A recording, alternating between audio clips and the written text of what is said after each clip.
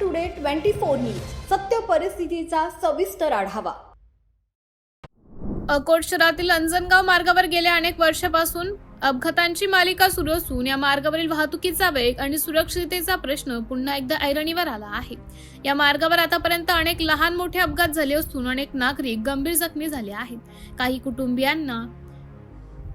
कुटुंबांनी आपल्या जवळच्या व्यक्तींनाही या अपघातामध्ये गमावले आहे। नुकत्याच झालेल्या या अपघातात अत्यंत गरीब आणि दृष्टीहीन दाम्पत्याचा मोठा मुलगा गंभीर जखमी झाला। या कुटुंबाला 2 मुले असून आई वडील दोघेही दृष्टीहीन आहेत। प्रतिकूल परिस्थितीत हे कुटुंब स्वाभिमानाने आपले जीवन जगत आहे। मात्र अंजनगाव मार्गावर झालेल्या या अपघातात त्यांच्या मोठ्या मुलाच्या पायाला फ्रॅक्चर झाले असून डोक्याला गंभीर दुखापत झाल्याने 30हून अधिक टाके घालावे लागले आहेत। सध्या तो उपचार घेत असून त्याच्या उपचाराचा खर्च करण्याची मोठी अडचण कुटुंबासमोर निर्माण झाली आहे। कुटुंबाची आर्थिक परिस्थिती अत्यंत हलाखीची असल्याने परिसरातील समाजसेवक शिवभाऊ यांनी या कुटुंबाला आर्थिक मदतीचा हात दिला। तसेच या कुटुंबावर ओढावलेली परिस्थिती भविष्यात अन्य कोणत्याही कुटुंबावर येऊ नये यासाठी त्यांनी आपल्या कार्यकर्त्यांसह सार्वजनिक बांधकाम विभागाच्या उपविभागीय कार्यकारी अभियंत्यांची भेट घेऊन अंजनगाव मार्गावर तातडीने गतिरोधक बसवण्याची मागणी करणारं निवेदन दिलं। यावेळी गतिरोधक तातडीने बसवण्यात आले नाही तर मोठ्या प्रमाणावर आंदोलन करण्यात येईल, तसेच रस्ता खोदून प्रशासनाचं लक्ष वेधण्यात येईल असा इशारा देण्यात आला आहे। दरम्यान वरिष्ठ अधिकाऱ्यांशी चर्चा केली असता संबंधित निवेदन जिल्हाधिकाऱ्यांकडे पाठवण्यात येणार असून त्यानंतर योग्य ती कार्यवाही केली जाईल अशी माहिती देण्यात आली आहे।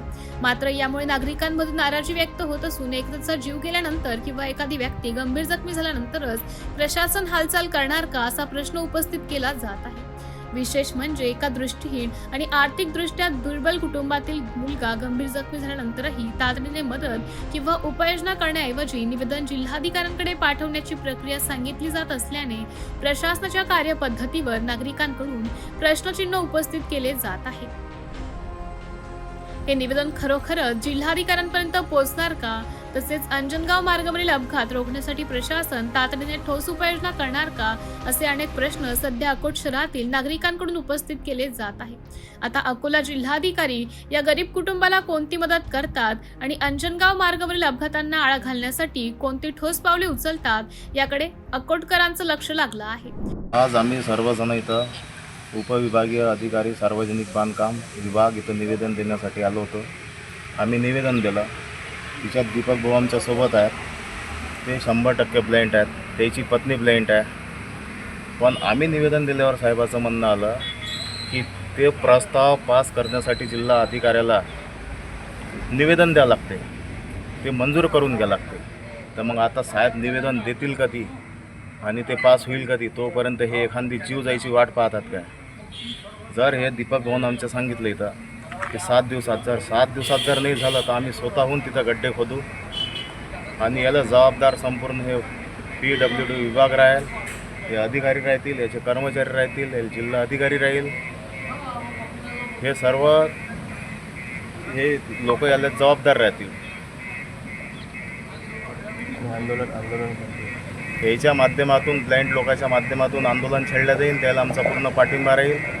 तिथच्या जे लोक तिथं येणे जाणारे आहेत त्याचे अपघात होत आहेत, त्याच्यानंतर तिथं जे विद्यार्थी शिकतात त्याचे पालकाला घेऊन आम्ही तिथं रस्त्यावर बसू, हे सर्व आंदोलन छेडण्यात येईल।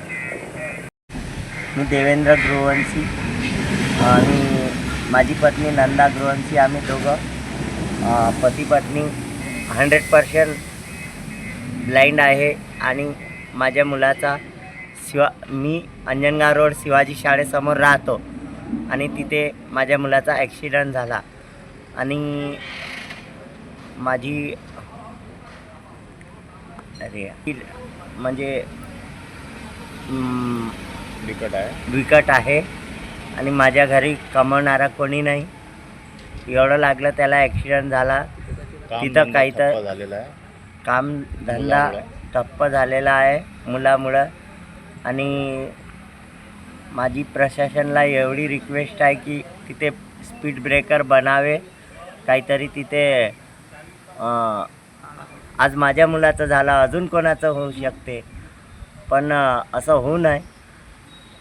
जर हे कारवाई झाली नसल्यास आम्ही ब्लाइंड अंध लोक तिथे 6-7 दिवसानंतर मोर्चा तिथे उपोषणला बसणार आहे आम्ही. ओके, धन्यवाद. महाराष्ट्र टुडे मराठीसाठी प्रतिनिधी जफर खान, अकोट, अकोला.